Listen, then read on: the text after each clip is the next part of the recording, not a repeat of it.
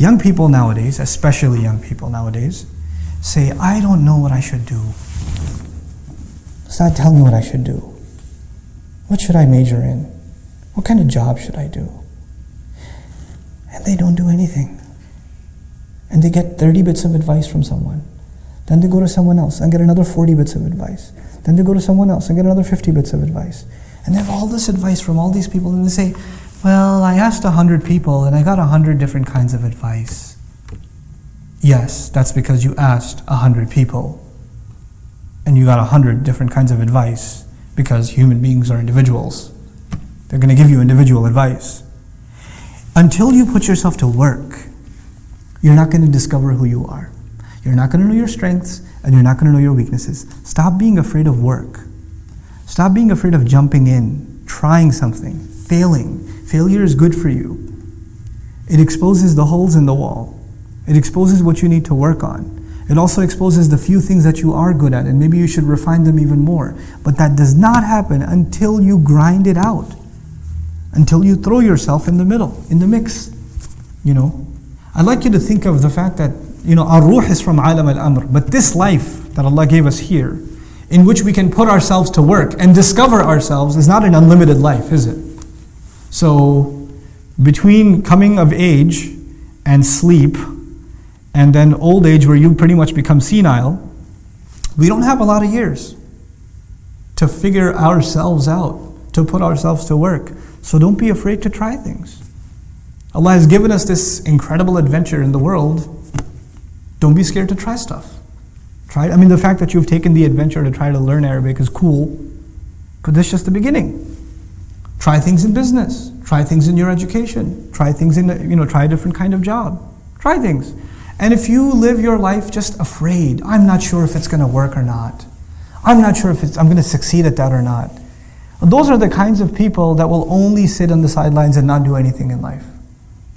You have to stop being afraid of failure. You have to work on your shakila. You have to let go of that inhibition. And once you let go of it, amazing things will happen in your life. When you stop being depressed about failures.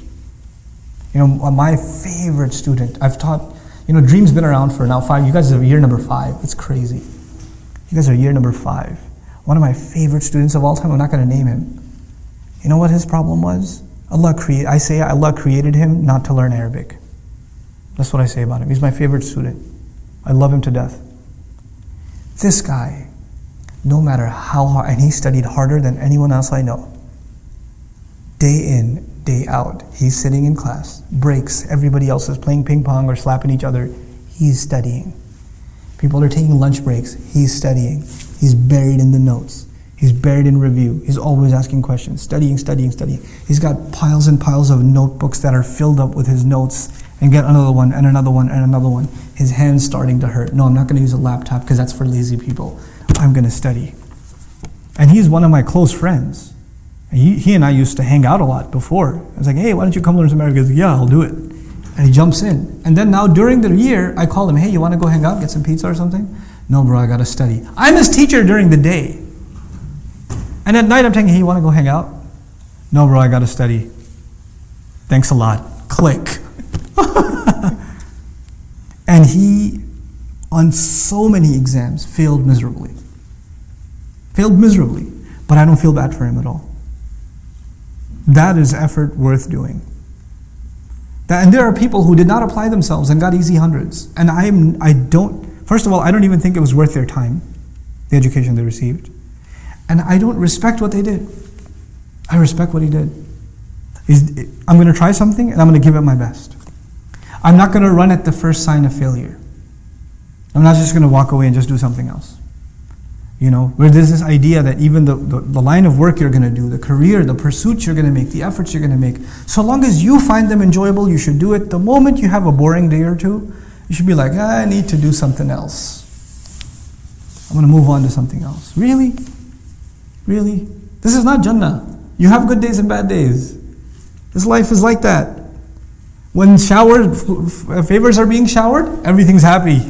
I'm perfect. This is the way I need to be. And the moment things don't go your way, kana ya'usa. You become super depressed. I don't know if this is the thing for me. I don't know if I should even be doing this. It happens to students. They fail one test.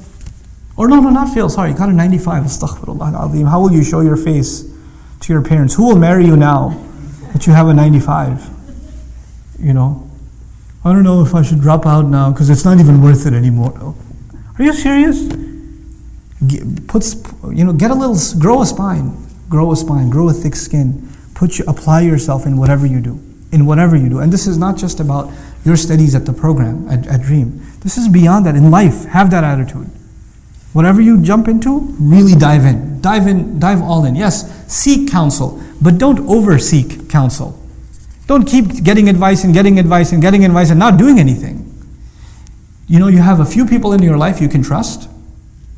And sometimes some people, they get into this habit where they like to get advice from people. They know they're going to get two different answers. Because they live off of the confusion. They feed off of it. They use that as a scapegoat to not do anything. Well, he said this, but you said this.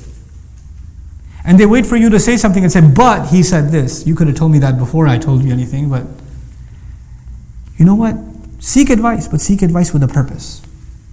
And seek advice with some trust. You shouldn't just ask random people. By the way, if you're seeking contradictory advice from people, you know what that says? That says, first of all, you have no confidence, number one. And number two, it says you don't trust people. You don't trust them. Why are you asking their advice if you want an alternative opinion? You don't have to take everybody's opinion.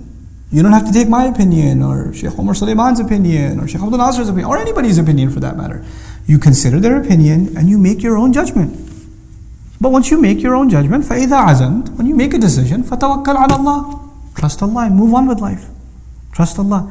This is how you get to discover yourself. And that's actually a very important lesson in life that Muslims, all of you, have to internalize, and inshallah ta'ala, great things will come for you in life and for the benefit of others in your life if you internalize this. Barakallahu li wa lakum fil Qur'an al-Hakim wa nafa'ani wa iyyakum bil ayat wa dhikr al-Hakim. Wassalamu alaikum wa rahmatullahi wa barakatuh.